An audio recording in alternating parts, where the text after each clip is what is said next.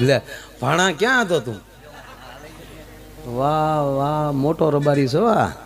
લઈ લો અમારો ભાણો છે, ભાડક્યાનો ભાણે સાહેબ. આના સગા મામા સિદ્ધરાજભાઈ કુંડવી, સિદ્ધરાજભાઈ ભાડક્યા, સિદ્ધરાજભાઈ આદાભાઈ રાહા ભાડક્યાનું કુંડવી કહેવાત.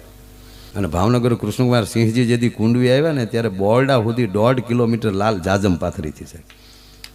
અને એની પાસે ઢેલડ ઘોડી હતી, ઘોડીનું નામ હતું ઢેલડ.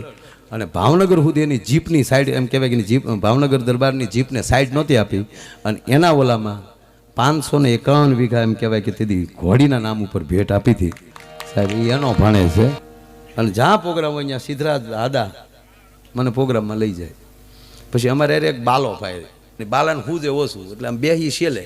પછી અમે અવળું ફરીને બેહી, બાલાને કાંઈ ખબર ન પડે ટેજ કઈ બાજુ છે. પછી સિદ્ધુભાઈ સાઈન પૂછે સિદ્ધરાજભાઈ, હે બાલા કોણ ગાય? અંધારા માંગલ છે ઓલો ગાય. પછી સિદ્ધરાજભાઈ બે ગોઠણ ફેરવે, આમ ફેરવીને કે તારો બાપ આમ ટેજ છે.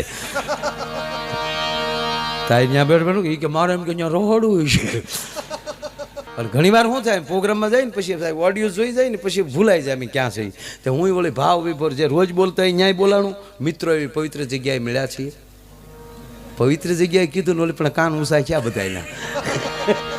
હું અંદરો મળ્યા કોણીઓ મારવા, હું પવિત્ર જગ્યા અને કોઈક સમજાવો. એટલે મને છું કડકસલિયું પડી, મેં કીધું આપણે બોલવામાં કંઈક ફગ્યા. પણ પછી ટર્ન માર્યો પછી ખોટું પાછું શું વળવું. મેં બીજી વાર કીધું નહીં મિત્રો, પવિત્ર જગ્યાએ આપણે મળ્યા છે. પવિત્ર જગ્યા એ માટે મિત્રો કહું છું કે આ જેલે મળ્યા છે.